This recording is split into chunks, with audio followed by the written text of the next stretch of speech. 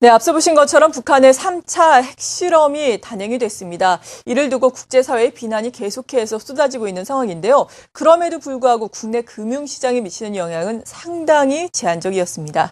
하지만 향후에 여러 가지 이슈들이 나올 수 있고 특히나 오바마 미국 대통령이 국정연설을 우리 시간으로 한 11시 정도에 하는데요. 여기에서 또 북핵과 관련한 이슈가 언급될 수 있을지 여러 가지 사항들 점검을 하면서 주식시장의 대응 전략을 짜봐야 되겠습니다. 여러 전문가 연결해서 다양한 사항들 알아볼 텐데요. 먼저 고려대학교 북한학과의 조영기 교수 전화 연결해 보겠습니다. 안녕하세요. 네, 안녕하세요. 네, 지난 2월 1일 저희 방송에 출연하셔서 북한의 3차 핵실험 시기의 문제이다라고 진단을 해주셨는데요.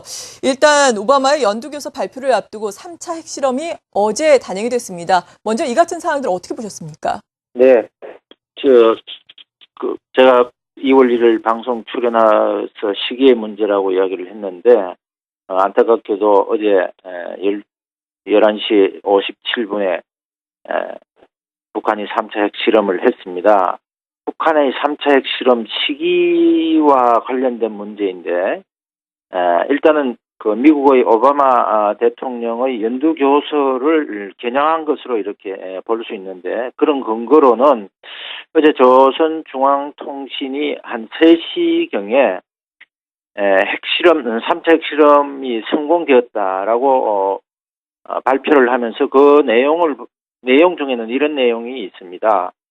평화적 위성 발사 권리를 난폭하게 침해한 미국의 포항무도한 적대 행위에 대처하겠다라는 내용이 있는데, 표면상으로는 미국을 향해서 3차 핵실험을 했다 이렇게 볼 수도 있을 것 같습니다. 그러나 김정은의 중대 결단인 3차 핵실험은 한 3가지 관점에서 조금 봐야 될 것 같습니다. 일단은 먼저 북한 국내적인 상황으로 봤을 때는 김정은의 권력 기반을 확실하게 좀 다지겠다라는 대내 결속용이라는 측면이 있고요. 두 번째는 남북한 관계와 관련돼서는 잘 알고 계시는 것처럼 우리 2월 25일 새로운 박근혜 정부가 출범을 하는데, 그 박근혜 정부 출범과 관련돼서 남북 협상과 관련된 주도권과 관련된 문제가 있다 이렇게 저는 보고 있습니다. 다시 말씀을 드리면 북한이 3차 핵실험을 함으로 해서 이제 우리는 핵 보유국이다. 그러니까 이제 남북 협상에서 주도권을 우리가 가지니까 우리가 요구하는 대로 한국은 따라와라. 우리가 요구하는 대로 너네들은 한국은 수용할 수밖에 없다라는 것을 비친 것이 아닌가 이렇게 보여지고 있습니다. 심히 우려되는 사항이라고 이렇게 볼 수 있을 것 같고요. 국제사회와 관련돼서는 표면적으로는 유엔 결의에 대한 반발이지만 국제사회에서 이제 우리도 핵무기를 보장했다. 그러니까 핵 보유 국가로서의 지위를 강조 한 것 같습니다. 이런 측면에서는 북한이 이번 3차 핵실험은 대내적인 요인, 남북관계적인 요인, 국제사회적인 요인으로 봤을 때는 상당한 효과를 거둔 것이 아닌가 이렇게 개인적으로 판단하고 있습니다. 네, 북한이 이번 핵실험을 통해서 여러 가지 효과를 노렸고 효과를 또 가지고 갔다라고 말씀해 주셨는데, 하지만 그동안 북한을 좀 감싸왔다고 평가를 해볼 수 있는 중국 같은 경우에는 이번 핵실험으로 인해서 북한과 중국 간의 관계에 긴장이 흐른다. 향후에 중국의 대북 정책에 변화가 있을 것이다라는 그 외신들의 보도가 있거든요. 이러한 부분에 대해서는 어떻게 생각하십니까? 예, 이제 이 북한 지금 3차 핵실험에 대한 관건은 저희들이 봐야 되는 그 초점은 제가 보기로는 북한이 핵을 가졌는가, 핵 보유 국가인가 아닌가와 관련된 문제인 것 같습니다.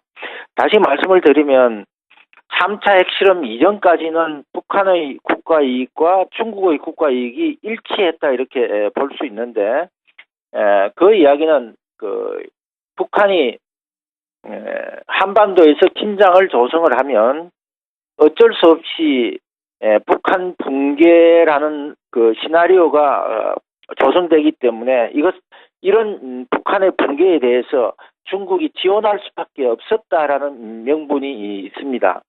그러나 이제 중국이 북한의 핵무장을 그대로 두고 볼 수 없는 이유가 두 가지가 있다고 저는 보는데, 첫 번째는 중국이 이제 G2로서 부상을 하면 국제사회가 만들어 놓은 국제규범을 준수해야 되는 모범국가로서의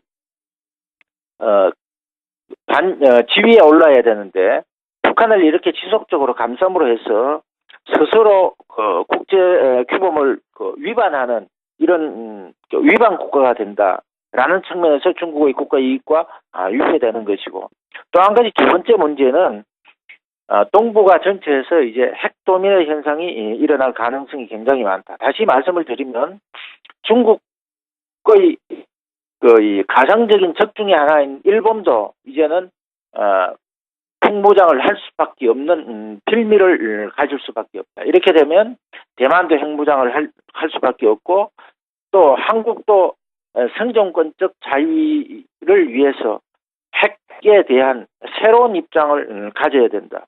그래서 동북아 전체에 핵도민의 현상이 일어난다. 이런 측면에서 보면 중국의 국가 이익과 북한의 국가 이익은 3차 핵실험으로 인해서 상당 부분 상충될 수밖에 없다라는 측면입니다. 이럴 때 이제 우리 한국 사회는 어떻게 해야 될 것인가라는 문제인데, 중국은 어제 중국 외교부에서 발표한 성명을 보면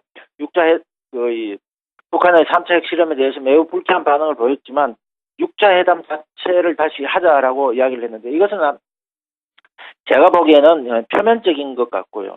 우리가 이제 중국의 국가 이익이 북한의 붕괴 또는 북한의 핵을 보유함으로 인해서 중국이 가지는 국가 이익과 북한의 핵이 없는 상태에서 중국이 가질 수 있는 국가 이익이 어느 것이 큰 것인가에 대한 외교적인 노력을 한국 사회가 지속적으로 하고, 이것을 중국을 설득을 시켜서 북한의 경제 제재나 또는 군사적 제재까지도 같이 동참하는 이 방안을 모색해내는 것이 현재 상태로는 매우 중요한 것이다, 이렇게 볼 수 있을 것 같습니다.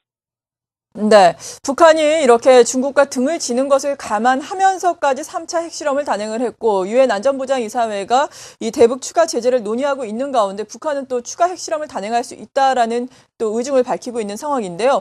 북한의 추가 핵실험 가능성에 대해서는 어떻게 보시는지 간략하게 설명을 해주시죠. 네,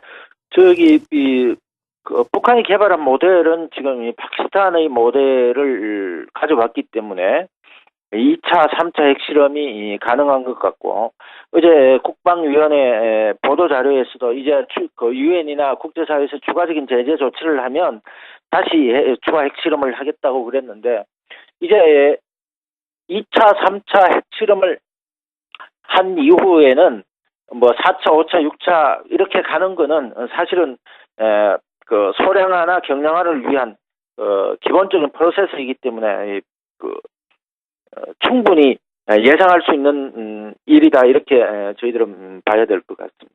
네, 잘 알겠습니다. 고려대학교 북한학과의 조영기 교수와 함께 북한의 동향, 어제의 이슈들 간략하게 정리를 해봤습니다. 감사합니다. 네.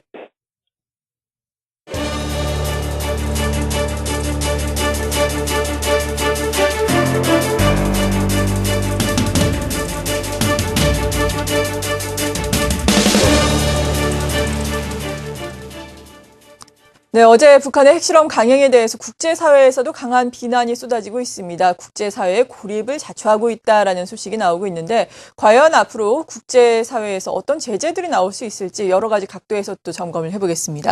이번에는 고려대학교 정치외교학과의 이신화 교수 연결합니다. 안녕하세요. 네, 안녕하세요. 네, 먼저 핵실험하면 우리가 육자회담을 떠올릴 수가 있을 텐데요. 육자회담 무용론이 제기가 되고 있습니다. 여기에 대해서는 먼저 어떻게 생각하세요?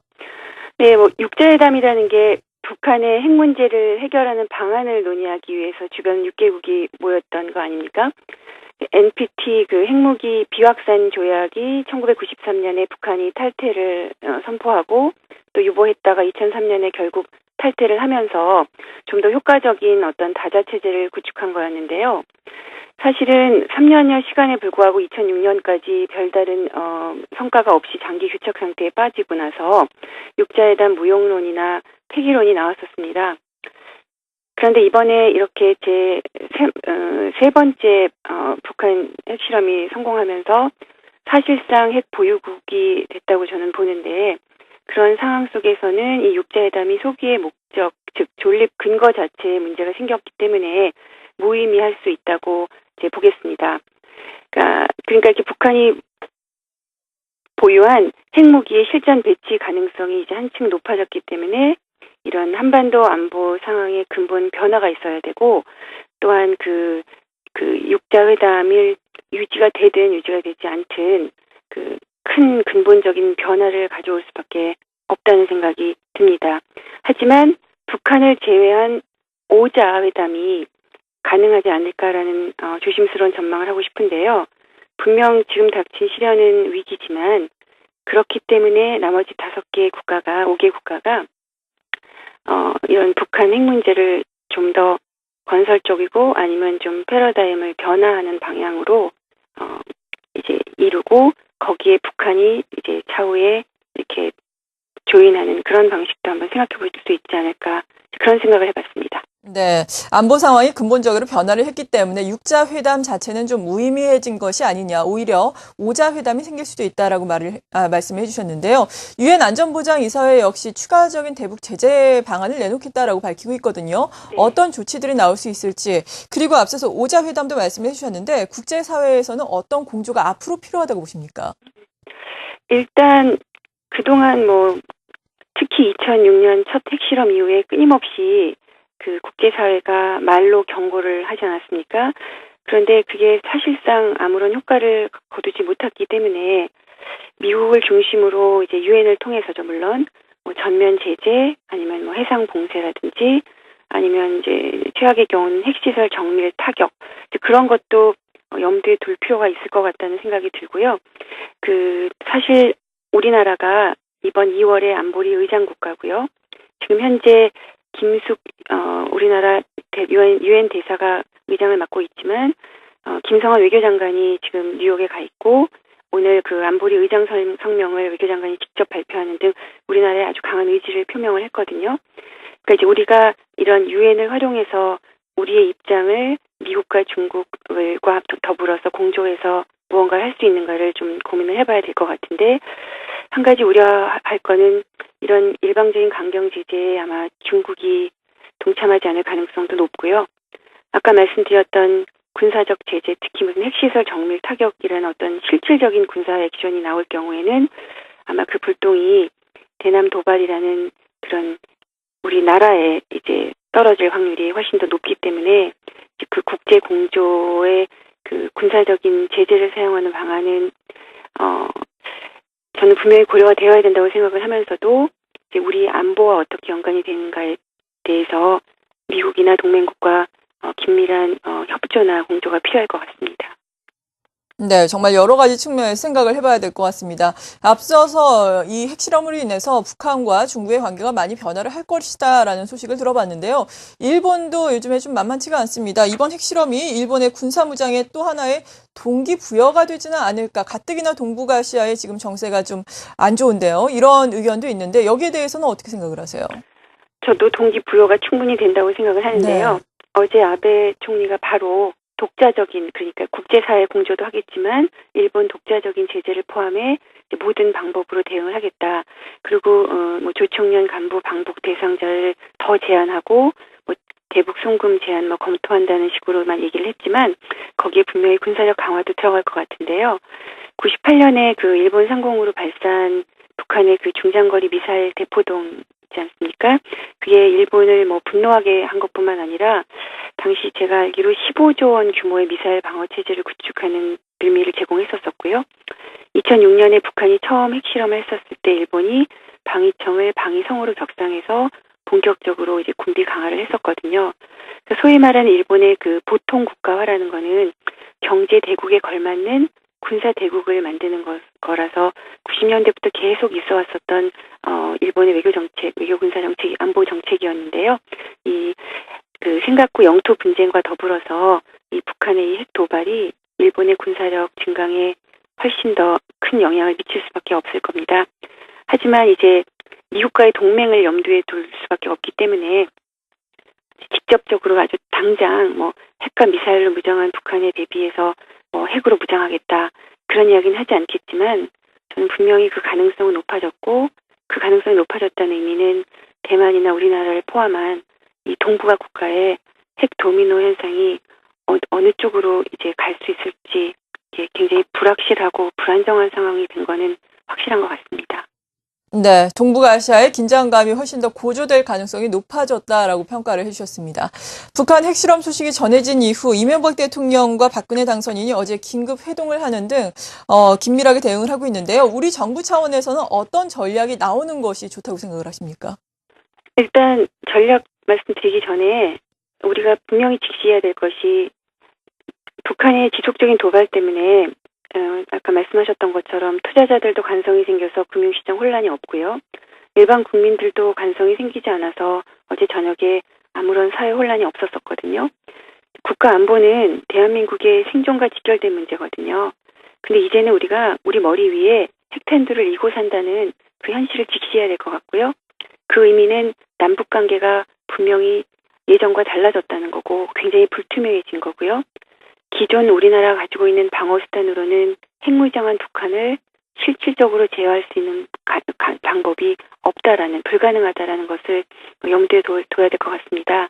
그 의미는 우리가 갖고 있는 대북관계 기존 정책을 전면 재검토할 필요가 있고 새 정부가 한반도 신뢰 프로세스라는 말을 했는데 그 자체도 어쩌면 시작을 하지 못할 가능성이 높을 것 같고요.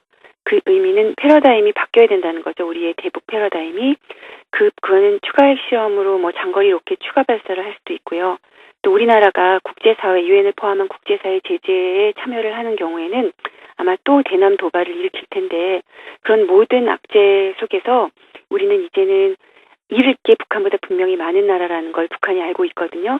그렇기 때문에 대남 도발을 서스럼 없이 하고 있는데 우리도 이제는 어느 정도의 희생이나 위험을 감수하더라도 더 이상은 북한의 그런 불장난이나 이런 벼랑 끝 전술을 용인할 수 없다는 분명한 메시지를 보내야 될 것 같습니다. 그 메시지에는 김정은 정권을 교체하는 그런 방안도 저는 분명히 포함이 되어야 될 것 같고요.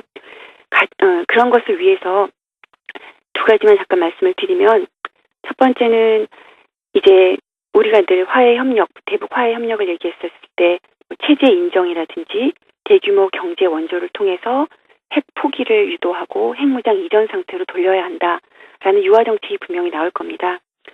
근데 그게 성공하지 못했다는 건 우리가 누구보다 다 잘 알고 있고 우리가 그렇게 많은 원조를 준 것 모든 것이 결국은 핵으로 돌아왔다라는 또 이런 강경한 보수 목소리도 있을 겁니다.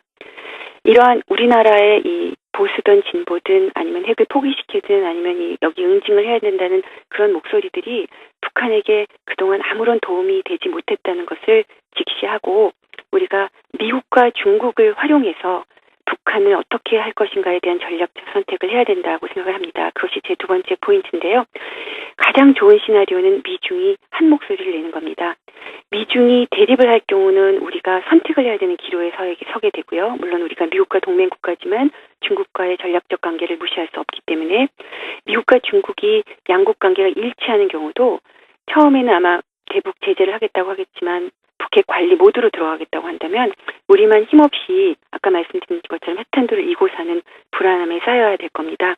그렇기 때문에 미국과 중국이 한 목소리를 내는데 우리나라가 어떠한 설득도 할 수 있고 그 방향으로 우리가 전략을 잘 세울 수 있는 그런 선택을 할 수밖에 없을 것 같습니다. 특히 한 가지 주목해야 될 거는 북한이 박근혜 정부가 들어서기 전에 핵실험을 했다라는 건데 그 의미는 새 정부와 그 남북 관계의 걸림돌은 이명박 정부 때 하고 그 다음에 어느 정도의 대화의 그 물꼬를 대화의 여지를 남겨두겠다라는 그런 이 극대화가 된 시점에서 핵실험을 했다라는 것도 주목할 필요가 있기 때문에 대화를 포기한다는 의미는 아니지만 아까 말씀드린 것처럼 이제는 기존 정책을 전면 재검토해서 네. 강력한 그런 수단도 고려를 해야 된다는 그런 말씀을 드리고 싶습니다. 네, 정말 중요한 점을 짚어주셨습니다. 말씀을 해주신 것처럼 그동안 직장 확정 리스크에 대한 학습 효과로 인해서 금융시장이라든지 사회 전체에 큰 동요는 없었지만 국가 안보와 관련해서는 안일하게 생각해서는 안 된다. 이제는 대북 정책이라든지 여러 가지 국가 안보와 관련한 패러다임이 바뀌어야 한다라고 강한 입장을 전해주셨습니다. 우리가 좀 새겨 들어야 할 이야기가 아닌가 싶습니다. 지금까지 고려대학교 정치외교학과의 이신화 교수였습니다. 말씀 잘 들었습니다. 네. 네, 이어서 외신들의 반응도 정리를 해보겠습니다. 외신 쪽에서는 어떤 이야기가 나오고 있는지 김경수 캐스터가 전해드립니다. 네, 북한의 3차 핵실험과 관련된 주요 외신들의 기사 한번 살펴보겠습니다. 먼저 뉴욕타임스 보겠는데요. 뉴욕타임스는 북한의 3차 핵실험에 관한 소식을 자세하게 다뤘습니다. 그중에서도 특히 이번 핵실험에서 관심이 가는 부분은 과연 이번에 북한이 사상 처음으로 우라늄을 사용해서 핵실험을 했느냐 문제입니다. 앞선 두 번의 실험에서 북한은 플루토늄을 사용했었는데요. 이번 핵실험 후 조선중앙통신은 북한의 핵 억지력이 다각화됐다고 설명했습니다. 이 다각화가 플루토늄 대신 고농축 우라늄을 사용해 폭탄을 제조하는 데 성공한 것을 의미하는지는 확인이 필요한 부분이라고 뉴욕타임스는 전하고 있습니다. 한편 북한의 핵개발 프로그램과 이에 대한 서방의 반응에 그 누구보다 촉각을 곤두세우고 있을 국가로 뉴욕타임스는 이란을 소개했는데요. 이란도 독자적인 우라늄 농축 프로그램을 추진하고 있습니다. 북한과 이란은 미사일 기술 분야에서 오랫동안 협력 관계를 유지해 왔는데요. 정보기관들은 확실한 근거는 없지만 북한과 이란이 핵무기와 관련된 지식도 상당히 공유하고 있을 것으로 추정하고 있습니다. 또 뉴욕타임스는 이번 핵실험의 타이밍에도 주목하고 있습니다.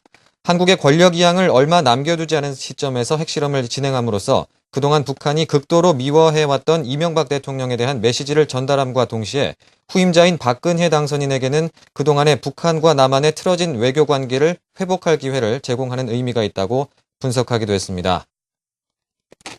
네, 다음은 워싱턴 포스트지 살펴보겠습니다.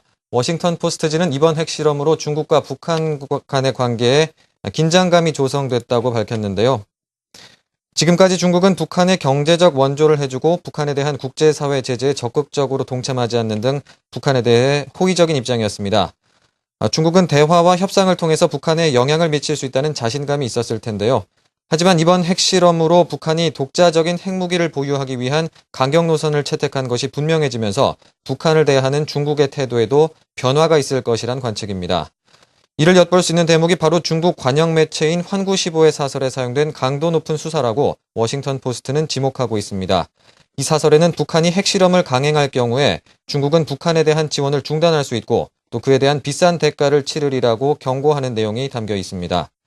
그러나 워싱턴 포스트는 이번 핵실험으로 인해 북한과 중국의 관계가 이전과 완전히 달라지지는 않을 것으로 보면서 향후 양국 관계의 향방은 이번 주 유엔 안보리 회의에서 북한에 대한 국제사회 비난과 제재에 중국이 얼마나 적극적으로 참여하는지를 지켜봐야 확실히 알 수 있을 것이라고 밝히고 있습니다.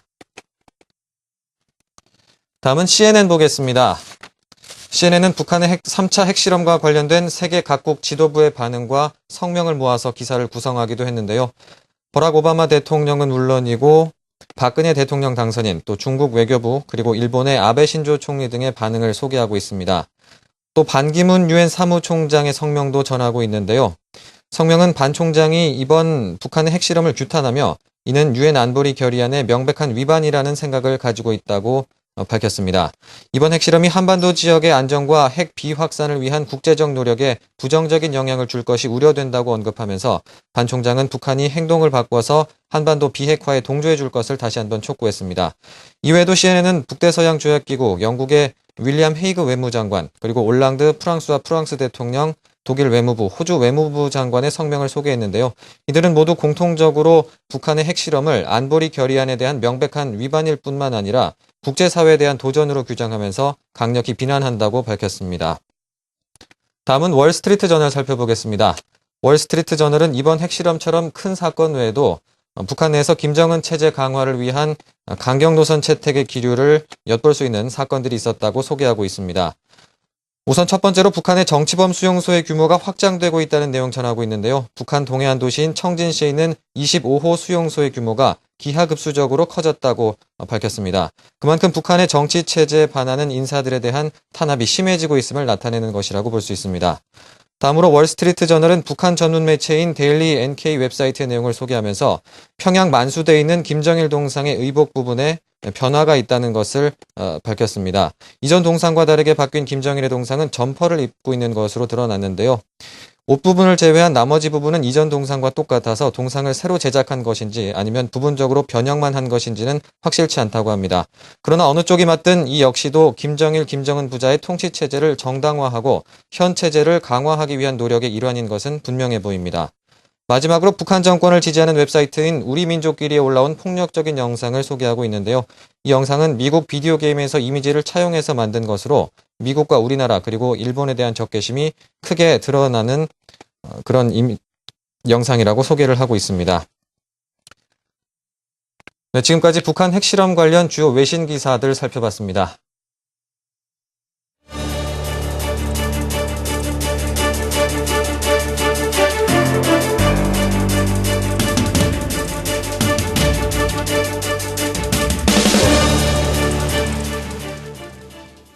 네, 지금부터는 북한의 3차 핵실험 단행이 금융시장에 미치는 영향에 대해서 보다 자세하게 진단을 해보겠습니다. 금융시장 가운데에서도 가장 큰 영향을 미칠 수 있는 것이 외환시장인데요. 외환시장, 물론 어제 변동성이 좀 있기는 했지만 지정학적 리스크에 비하면은 그다지 크지는 않았다라는 평가가 나오고 있습니다. 향후에는 어떤 점들 우리가 주목을 해야 하는지 알아보겠습니다. 삼성선물의 정미영 센터장입니다. 안녕하세요. 안녕하십니까? 네. 먼저 어제 3차 핵실험 소식이 나온 이후에도 외환시장 아주 큰 변동성은 없었거든요. 기존의 3차 핵실험에 대한 징후가 포착된 이후에 외환시장의 변동성, 그 동향에 대해서 좀 자세하게 정리를 해주시죠. 네, 오히려 북한 뉴스가 나온 이후로 환율은 지금 오늘까지 한 10원 정도 하락을 한 상황입니다. 어제 잠깐 환율이 상승하기도 했습니다만은 이내 수출업체 내고 물량과 외국인 채권 자금이 공급되면서 소위 롱스탑을 유발하면서 어제 환율이 하락 마감을 했고요. 오늘도 이제 밤사이에 뉴욕 증시 상승 등의 영향을 받으면서 환율이 추가적으로 하락을 하고 있는 모습입니다. 아무래도 북한 핵실험 관련된 부분이 좀 시장에 선반영된 결과가 아닌가 시장에서 이렇게 해석을 하고 있습니다. 네, 환율이 오히려 추가로 하락세를 보였다라는 점에 주목을 하고 계십니다. 앞서서도 우리가 많이 전해드렸는데 이 국제사회의 발빠른 반응도 속속 나오고 있지 않습니까? 북한의 지정학적 리스크와 관련해서 외환시장에서 주목해야 할 변수들 앞으로 어떤 것들이 있겠습니까? 네, 모든 시장이 공통적으로 봐야 될 변수일 것 같은데 가장 크게 보면은 국제사회 제재 취의와 그다음 북한의 추가 도발 가능성 이 두 가지 부분에 좀 역점을 둬야 될 것 같습니다. 일단은 외환 시장이 지금 북핵 재료에 좀 상당히 미온적으로 반응을 하고 있습니다만은 이런 앞으로의 그 추가적인 진행 상황에 따라서 다시 좀 긴장감이 조성될 가능성은 있기 때문에 시장도 여기에 대한 경계 태세는 좀 유지하지 않을까 이렇게 전망이 됩니다. 네, 그리고 사실 지금 외환시장은 북한의 핵실험보다는 우리 시간으로 오늘 오전 한 11시 정도에 발표가 되는 미국 오바마 대통령의 연두교서 그리고 또 G20의 재무장관 회의, BOJ의 통화정책회의 등 대외적인 변수에 많은 주목을 하고 있는데요. 이런 대외적으로 우리가 앞으로 주목해봐야 할 사항들도 정리를 해주시죠. 네, 아무래도 외환 시장에서 가장 관심 있어야 할 재료는 내일 열리는 BOJ 통화정책회의, 그다음에 G20 재무장관 회담이 될 것 같습니다. 특히 어제도 이제 G7에서의 그 성명서, 환율과 관련된 성명서에 시장이 출렁이는 그런 모습을 보였었는데, 일단 어제 성명서에는 시장이 환율을 정해야 되고 국내 정책들이 환율 약세를 목적으로 해서는 안 된다라는 좀 간곡한 그 자국 통화 약세 전략에 대한 제어를 그 발언으로 좀 성명서에 담았습니다. 이러한 가운데 내일 열리는 BOJ 회담에서는 일단 좀 공격적인 완화책을 추가하기는 쉽지 않을 것 같고 추가적인 완화책은 차후에 좀 도모를 할 가능성이 높을 것으로 생각이 됩니다. 또한 주말에 G20 재무장관 회담에서도 일단 환율 전쟁이라는 부분으로 격화되는 부분을 견제하는 정도의 좀 성명서를 내놓을 가능성이 높기 때문에 이러한 이벤트들 자체가 환율의 뚜렷한 방향성을 제공하기는 좀 어려울 것으로 보입니다. 근데 다만 최근에 엔화 약세, 그다음 유로화 강세 등이 좀 상당히 단기적으로 강하게 진행이 되다가 좀 그러한 쏠림이 해소가 되는 그런 지금 상황이기 때문에 외환 시장은 좀 앞으로는 사소한 재료도 아래 위로 굉장히 변동성이 높아지는 그런 장세를 나타낼 가능성이 높다고 판단을 하고 있습니다. 네. 그러니까 외환 시장에 큰 파동을 줄 만한 뚜렷한 이슈는 나오기는 힘들겠지만 그래도 최근에 민감성이 확대된 외환 시장 지금 변동성 확대가 사소한 재료에도 나올 수 있겠다라고 말씀해 주셨는데 네. 그렇다면 달러화에 대한 원화 환율 밴드는 어느 정도로 놓고 우리가 대응을 해봐야 될까요? 네, 일단은 1,100원 부분은 심리적으로도 그렇고 기술적으로도 좀 강한 저항선으로 작용할 가능성이 큽니다. 또한 그동안은 이제 북핵 재료나 외국인의 주식 매도 등 좀 환율 상승 재료가 다소 우세한 모습이었지만 환율이 상승을 하면서 채권 쪽에서는 외국인의 매수세가 서서히 유입이 되고 있는 그런 양상이고요. 그다음에 일본의 엔화 약세 드라이브에 대한 경계심이 국제적으로 언급이 되는 등으로 인해서 환율 상승 압력은 다소 완화되었다라고 보여집니다. 따라서 당분간 1,100원을 저항선으로 한 채 1,075원에서 한 1,100원 사이에서 대내의 재료를 반영을 하면서 좀 장중에 높은 변동성을 나타내는 그런 장세를 전망해 볼 수가 있겠습니다. 네. 이렇게 삼성선물의 정미영 센터장과 함께 외환 시장의 이슈 다뤄봤습니다. 감사합니다. 감사합니다.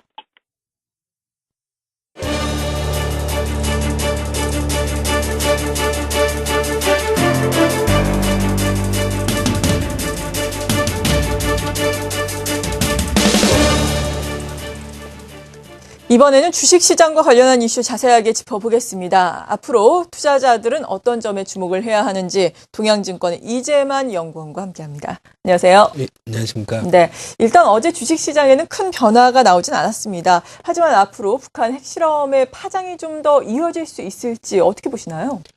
전체적으로 보게 되면 북한 관련 리스크는 상당히 좀 항상 부담을 지워주는 부분이라고 생각을 하고 있습니다. 특히나 북한의 핵 관련 기술이라든가 미사일 관련 기술이 상당히 좀 진일보한 모습을 보이고 있다는 점도 어떻게 보게 되면 과거와는 좀 다르게 이슈가 좀 전개되지 않을까라는 우려를 좀 갖게 하는 부분 중에 하나가 아닐까라고 생각을 하고 있습니다. 근데 다만 몇 가지 좀 생각해야 될 부분 중에 하나는 우선 전체적으로 그 북한 관련한 지정학적 리스크가 불거졌을 때 코스피의 모습 자체가 어떻게 보게 되면 장중에 낙폭을 빠르게 회복을 하는 모습을 많이 보였다는 점이 특징적입니다. 즉 이미 학습 효과를 일정 정도 갖고 있다는 점을 염두에 두실 필요가 있다고 생각을 하고 있고요. 두 번째로는 전체적으로 보게 되면 이번 근본 3차 북한 핵 관련 실험 같은 경우는 이미 일정 정도는 예견이 돼 있었던 상황이었기 때문에 실질적으로 악영향으로서의 그 영향력은 상당히 좀 희석되는 부분이 좀 없지 않아 있었던 그런 부분이 좀 있었다는 점도 어떻게 보게 되면 전과는 좀 다른 모습 중에 하나라고 생각을 하고 있습니다. 마지막으로 세 번째는 외국인의 아무래도 매매 패턴이 좀 중요할 수밖에 없는 것 같습니다. 보다 민감하게 움직이는 쪽이다라고 생각을 하게 되면. 근데 환시장에서도 그렇고 주식시장에서도 그렇고 특별하게 외국인이 그로 인해서 흔히 얘기하는 매도 공세가 조금 더 강화됐다든가 이런 부분들이 전혀 없었고 오히려 전일 같은 경우는 외국인이 코스피 시장, 유가증권 시장에서 소폭 순매수했다는 점을 감안을 해보게 되면 이 부분에 대한 우려는 상당히 조금 단기적으로 그칠 가능성이 높고 실제적으로 시장에 큰 영향을 주기는 좀 어렵지 않나라는 생각을 하고 있습니다. 네. 그리고 우리가 국가 신용등급에 대해서 많이 또 생각을 해볼 수가 있을 텐데요. 물론 외환위기 이후에 지정학적 리스크가 불거짐에도 불구하고 우리나라에 대한 국가 신용등급은 계속해서 상향이 조정됐지만 그래도 이번에 국제사회의 제재 의지가 좀 그 전보다는 강력하기 때문에 국가 신용등급에 앞으로 좀 악영향을 미칠 것이 아니냐라는 우려 섞인 시각도 나오고 있는데요. 여기에 대해서는 어떻게 보세요? 아무래도 이제 국가 신용등급 자체는 하나의 리스크로만은 결정을 하진 않는 게 일반적인 모습입니다. 전체적인 경기의 상황과 그리고 경제적인 지위라든가 이런 부분들을 보고 결정을 하는 문제이기 때문에 하나의 그런 흔히 얘기하는 지정학적인 리스크가 불거졌다 해서 특별하게 신용등급을 강등시킬 거라든가 이런 부분들에 대한 우려는 다소 너무 확대 해석을 한 부분이 없지 않아 있다라고 생각을 하고 있습니다. 더군다나 S&P나 무디스가 국내 신용등급을 상향 조정한 게 지난해 8월하고 9월이었습니다. 그렇다라고 생각을 하게 되면 시기상으로도 신용등급의 하향 조정이라든가 이런 부분을 언급하기에는 다소 시기상 굉장히 좀 빠른 시점이기 때문에 언급할 가능성도 굉장히 좀 낮다라고 생각을 하고 있어서 신용등급까지는 크게 확산될 가능성은 좀 기본적으로 낮다라고 생각을 하고 있습니다. 네. 그리고 앞서서 외환 시장에 미치는 영향이 적었다. 오히려 원화 가치는 상승을 했다라는 점 짚어봤고 또 외국인도 오히려 어제 순매수를 단행을 했다라고 짚어주셨는데 앞으로 환율이라든지 외환 시장 미치는 영향 간략하게 짚어주시죠.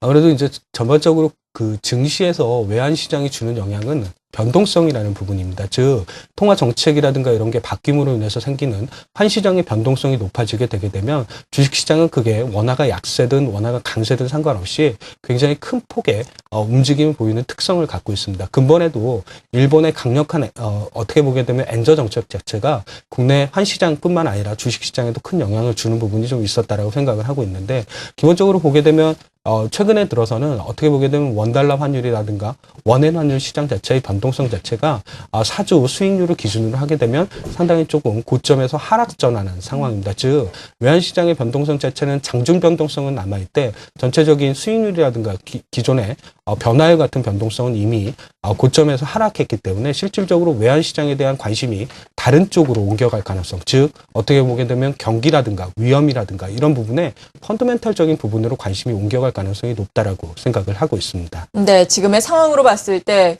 금융시장에 미치는 영향은 크지 않고 오히려 펀더멘탈 쪽으로 시선이 옮겨갈 수 있겠다라고 말씀해 주셨는데, 펀더멘탈을 구체적으로 어떤 부분을 말씀하시는 건지 향후에 부각될 만한 변수들 짚어주시죠.